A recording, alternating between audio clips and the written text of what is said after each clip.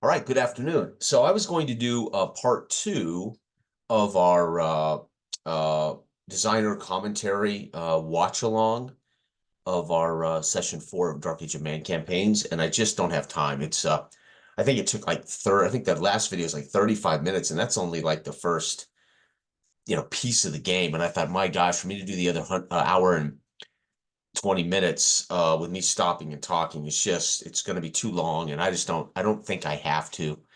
Um, that first segment introducing his character and Dale's character, and that first segment introducing mine, and I think I was able to showcase how well Sam was establishing was first of all hearing our characters establish themselves and then making adjustments to the DV, calling on roles when necessary, etc., etc.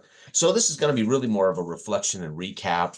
So I think it's faster, it's more efficient. I just don't have the time, and I just don't know how many people want to sit and watch me do that when they can just now that Sam has the actual play up on his channel. I'll put a link in this video below so you can go watch the actual session in its entirety. I'll just recap and reflect.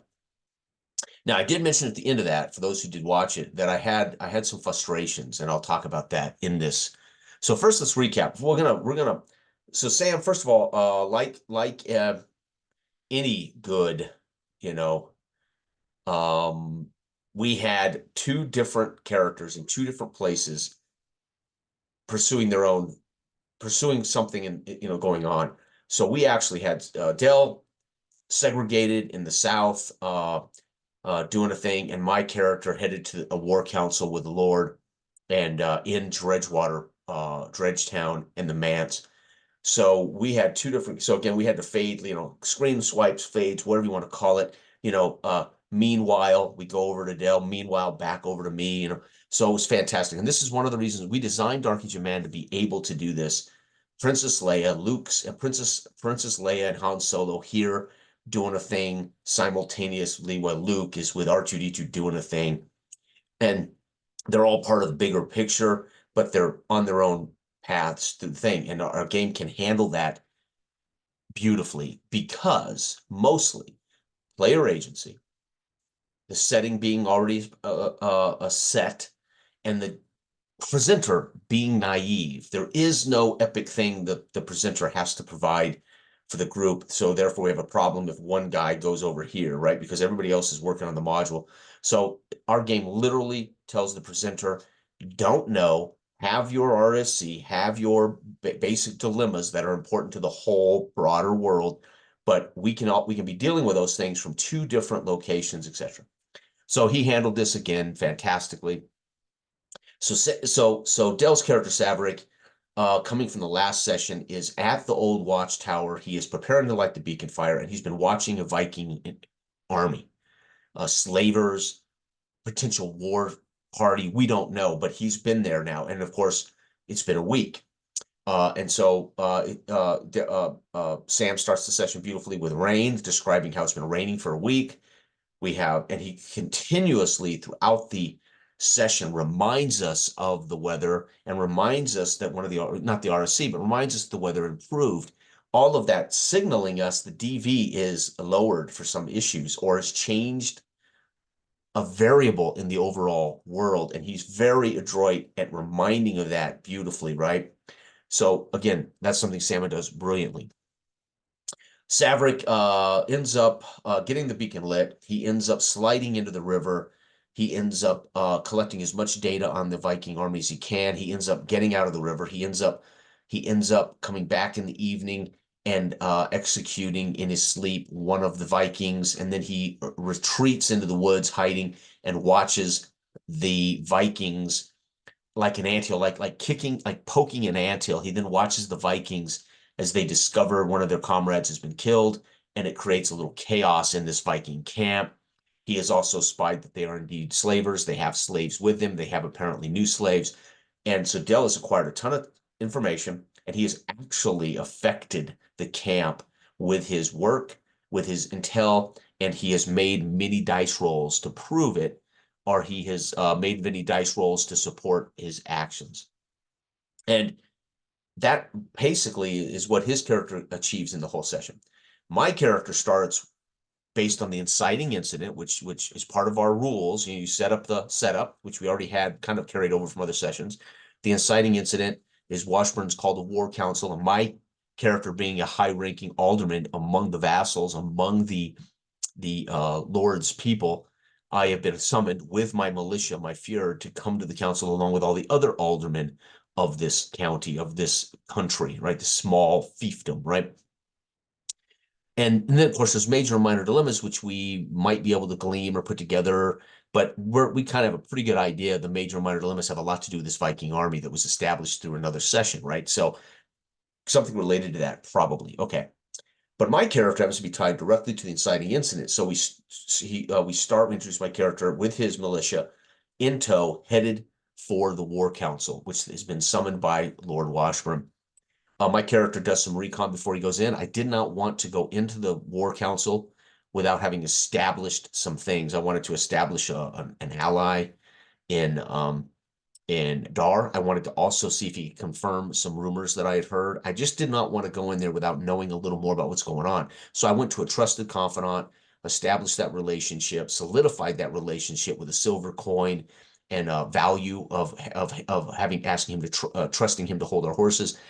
And then, of course, we were able to glean a little information. And then I sent my right-hand man to further investigate this soldier and this interloper, right? And then my character goes on and heads on in. And on the way in, of course, I inspect the readiness of the soldiers for Washburn. I inspect the palisade, and I'm able to glean a lot of information about the quality of his army's readiness, as well as the palisade conditions as I go in. When I enter, and this is the part, unfortunately, the session would have been in part 2. You don't get to see any of this, unfortunately, in the first part I did, but you can watch the actual play. I'll put the link. And then, so Sam has some RSCs. I think he has 3 different RSCs come up in this War Council, all of them involved in the War Council. When I walk in, I meet the Justicar, who comes from who I know from the past when I was the Thane of the Northern King and helped him expel a Viking invader when I was a young man. So I have a lot of war experience. Again, I'm playing basically a high-level alderman who's got a lot of political clout. He's 35. He's got a son that's ready to marry and become a war leader or at least the lord of his own land, etc., etc.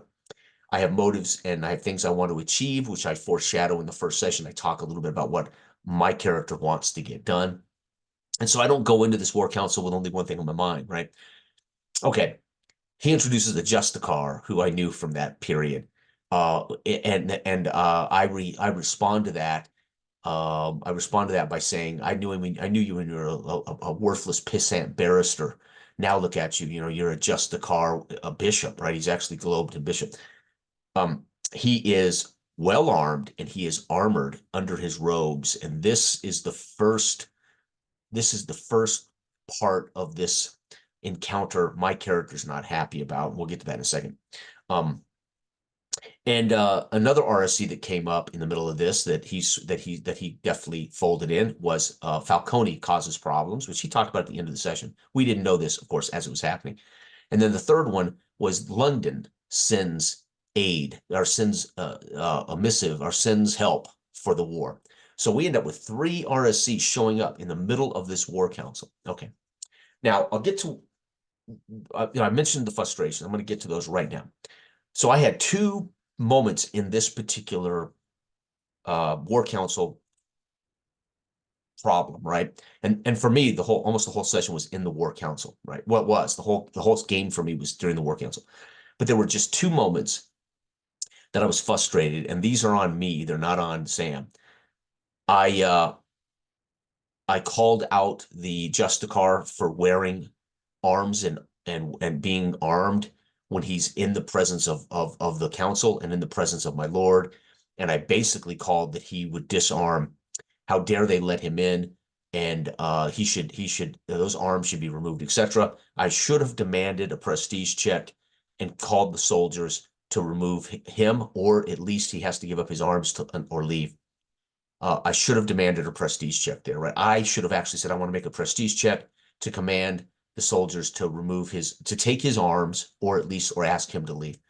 If I failed that, then I could be I could be talked down or told by Washburn, relax, he's here to help, etc. Right? If I succeed, then he would be at least we would take his arms from him. So I was very frustrated that I kind of trusted a roll was going to come from that. I should have said I want to make a prestige check here to order the soldiers to that he give up his arms.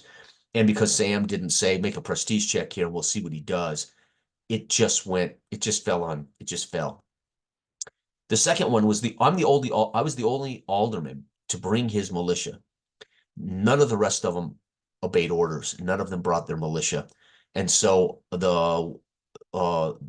I attempted then to basically chastise him and tried to change the situation, but basically by telling him you should bring your militias, you should obey your lord. I mean, that's your lives are in danger here if you don't defend the land. And I should have called for a prestige check for that to see if I could rally the aldermen in support. And then some of the aldermen could have left and gone and said, yes, we're going to do this right now. But I didn't. And I'd hoped it would happen in session and it didn't. And I should have said, I want to make a prestige check to rally. And you can, by the way, our game does say players players can call on their own attributes. They can say, I want to do this thing, right? And then we make a roll to find out. And that's part of the goal of this game is player agency, but we're still rolling to find out because the presenter should not know. He shouldn't know that the alderman won't bring the alderman couldn't change their mind, etc. There should be no knowing, or there should be no motives on the NPCs that Trump might want to affect change in the session, right? When I fail to roll, then the NPCs can present that anti idea, right? Okay. So those are the two frustrations I have. However, part of those frustrations came from not recognizing that this was culminating in a one roll decision, which I just didn't realize, right? I didn't know that Sam was building this entire war council was going to come to one roll. And had I known that, or had I picked that up in the role play, had I better heard Sam kind of if I could have gleaned from some of the conversation and some of the description, etc., that I was either helping the DV or I was making the DV harder or something, just something that would have cued me that, oh, everything I'm doing and saying is leading toward a final roll, I would have been more relaxed that, hey, cool, okay. But it's what it ended up being, which then made sense of why he didn't call it a roll, okay? All right. So anyway, sure enough, it comes, we have a lot that happens. We end up with these 3 RSC variables that come into play, and then we end up with a lot, in a way, discussed. But the most important piece of this was that we found that the North had sent help. The king from London sent help. We also learned that we have got a writ of arrest for Von Mort, so we can legally now pursue Von Mort. And I had advised when we saw the beacons lit at the end of the war council, somebody rushed in and said, my God, the beacons are lit. There is a Viking army. That is a warning or an alarm. So we're assuming maybe they're even on the march. Well, right. Obviously, we don't know. We just know the beacons are lit. And Washburn then says to me, what would you do? And I said, well, I would, the only army here is mine. Nobody else is here. The London army isn't here. The Northern, he has some guards, but not necessarily an army. None of the other aldermen brought their fjord. I'm it and your soldiers. So I said we should rally everybody, bring everybody, the Dredgewater residents, everybody behind the walls of the palisade.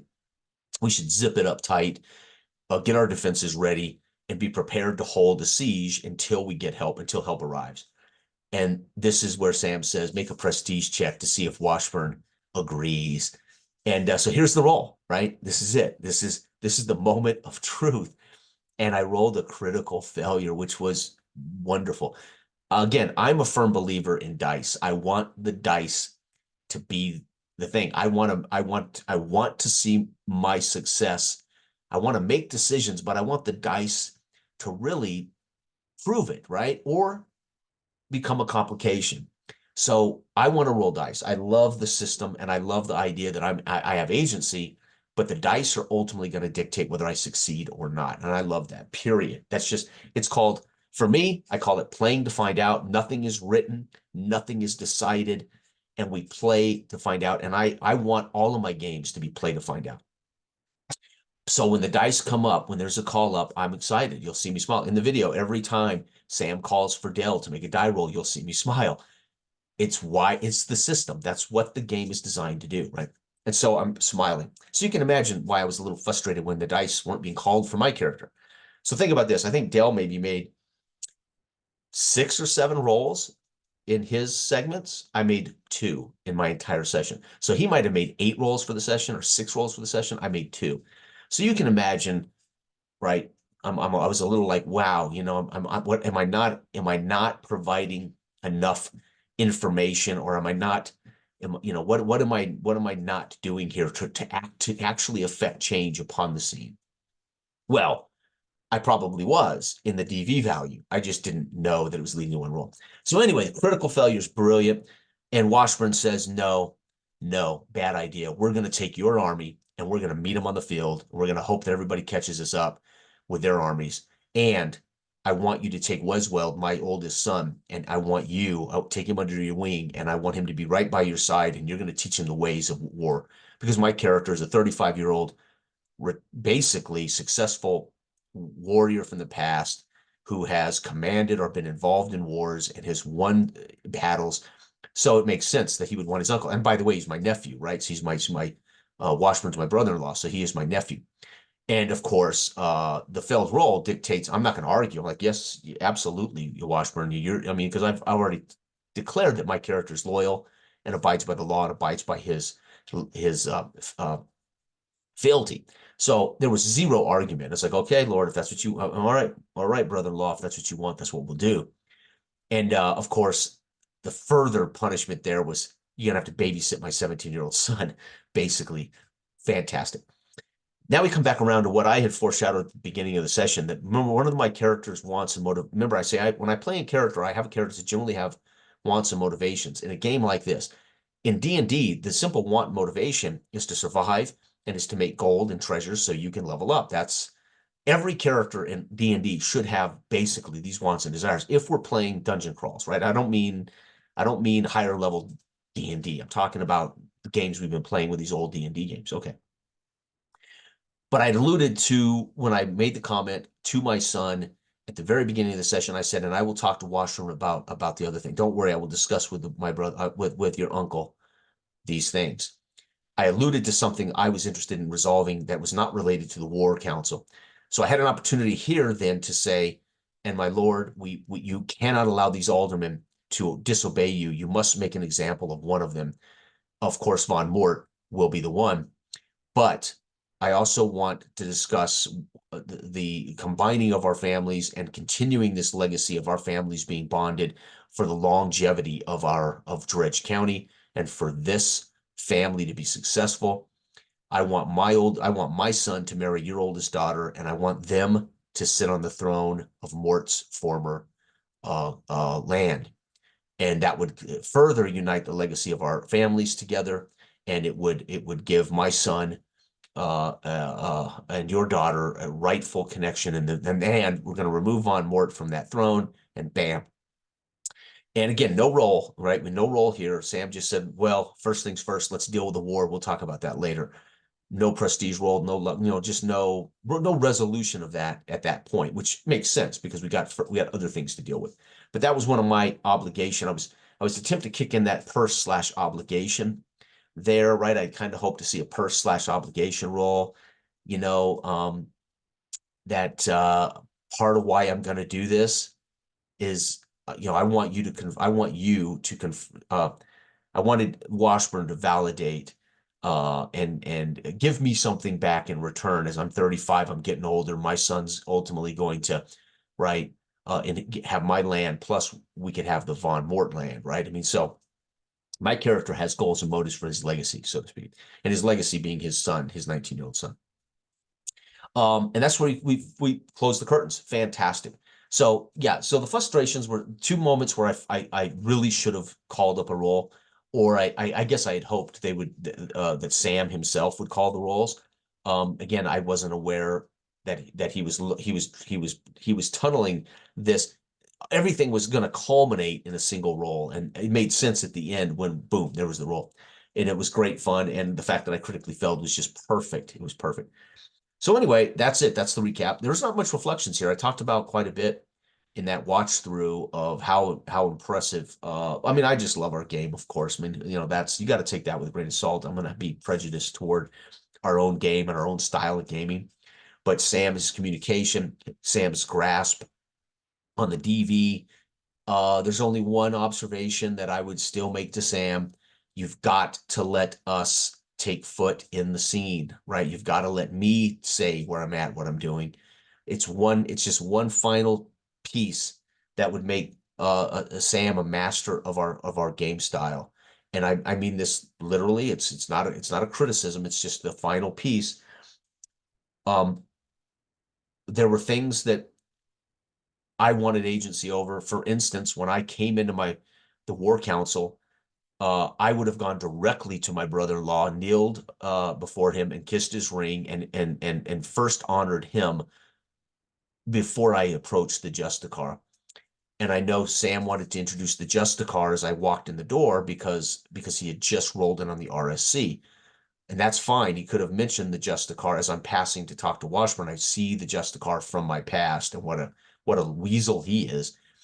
But I want to set myself in the scene. So when you come back, I want to set my character space, my head space.